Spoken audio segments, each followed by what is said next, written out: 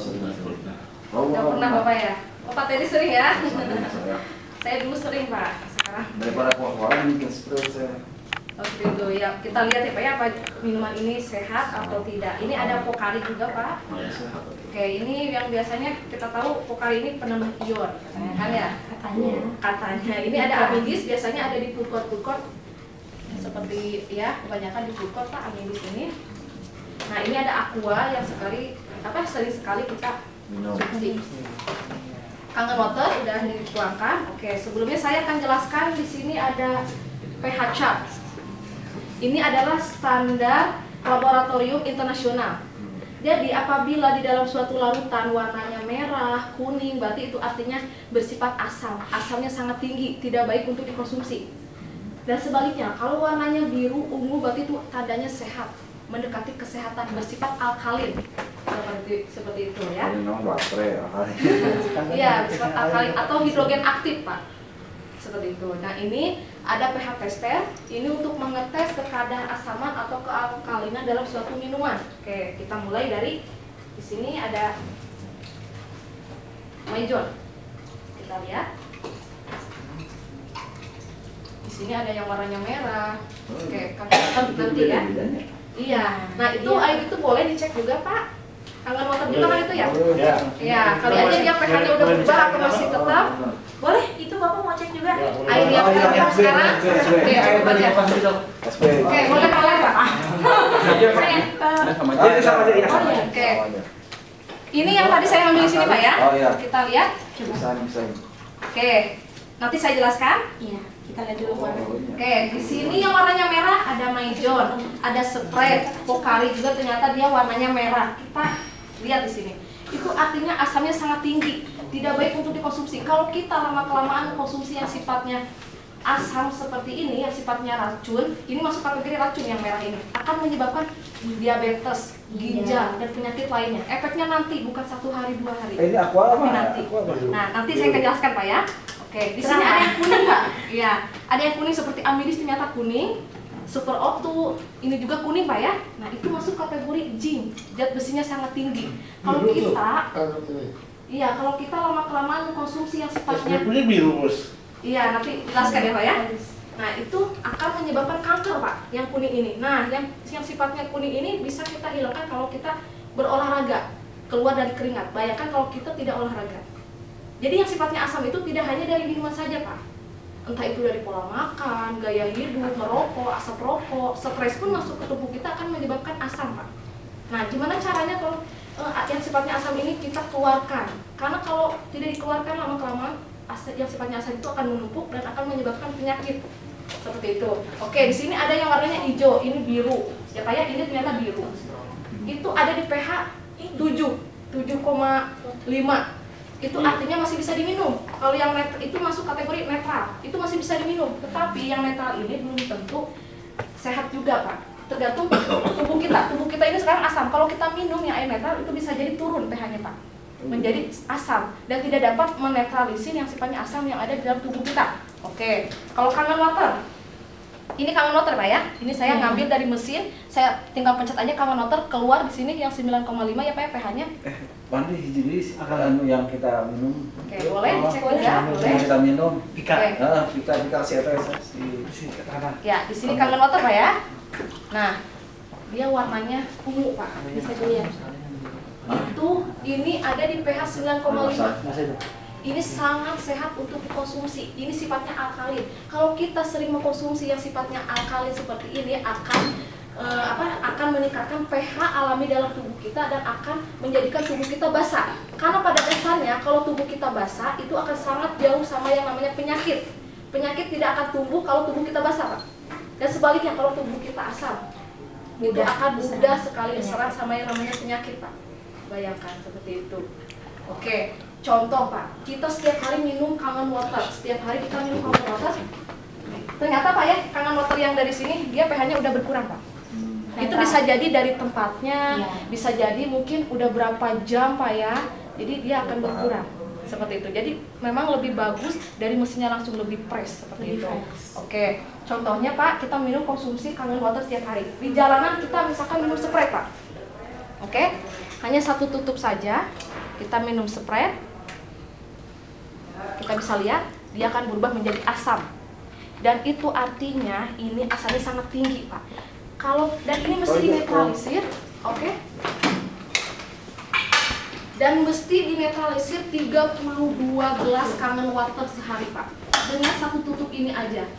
Bayangkan kalau kita minum 1 botol, Pak. Seperti itu. Akan menyebabkan penyakit. Misalkan mana sih di minuman ini yang dapat? Oke. Yang kita konsumsi itu. Yang Bapak konsumsi sekarang ya. Kita lihat. Dia netral, Pak, masih bisa diminum. Cuma tidak dapat menetralisir yang sifatnya asam yang ada di dalam tubuh kita. Seperti itu. Oke. Mana sih di minuman depan kita ini yang kita lihat yang dapat dinetralisir oleh Kangen Water? Kita mulai. Ini tadi Kangen Water ya, yang saya ini. Oke. Ini Aqua, dia akan berubah menjadi ungu. Itu artinya berarti lebih bagus, Pak ya. Oke, ini yang Kangen Water ya tadi masih bisa. Yang kuning ini dia masih bisa dinetralisir. Boleh Mbak Yuka minta dibantu? Oke. Nah, dia susah, Pak. Susah. Mesti 32 gelas sehari dapat menetralisir. Oke, Mbak Yuka. Oke. Nah, Sprite dia juga sama. Susah, Pak. Oke. Urens dia bisa, Pak, masih dinetralisir ya oleh Kangen Water, akan dibuang super oksigen. Dia bisa, Pak. Oke. Nah, dan Maison kita lihat. Nggak bisa. Tidak bisa. Jadi ada 3, Maison, Sprite, and Pocari. Nah, jadi yang sifatnya asam itu saya ingatkan lagi bukan hanya dari minuman saja, dari pola makan, gaya hidup, asap rokok, polusi, masuk ke tubuh kita akan menjadi asam, Pak. Oke, di sini saya sudah membuktikan kalau Kangen Water ternyata bersifat alkalin. Saya akan membuktikan kalau Kangen Water ini memiliki sifat mikrokluster. Apa itu mikrokluster? Molekulnya sangat kecil, Pak, dibanding air biasa. Kalau air biasa seperti air Aqua, itu molekulnya 15-20 molekul.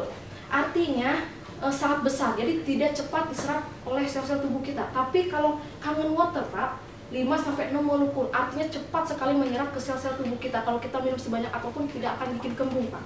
Cepat menyerap seperti itu. Oke, di sini saya gunakan pakai teh ya, Pak ya. Kenapa saya pakai teh? Ini teh green tea tanpa bahan pewarna. Teh kan yang kita tahu, kita kalau bikin teh airnya dipanaskan dulu. Biar apa? Biar molekulnya kecil, biar larut kan? Nah, seperti itu. Tapi kalau Kangen Water tidak perlu dipanaskan. Kenapa? Karena dia molekulnya sudah kecil. Tapi kalau ada pertanyaan, boleh nggak Kangen Water dipanaskan atau didinginkan? Boleh. Tetapi kalau dipanaskan, ORP-nya dan pH-nya akan berkurang. Apa itu ORP? Oxidation Reduction Potensial, arti penuaan, Pak, untuk awet muda. Seperti itu. Contohnya seperti ini. Ya.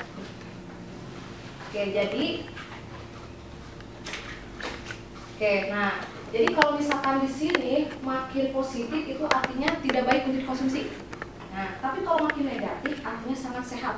Contoh, 1 hari kita makan buah-buahan 1 kilo. Kita hanya mendapatkan artinya negatif 100.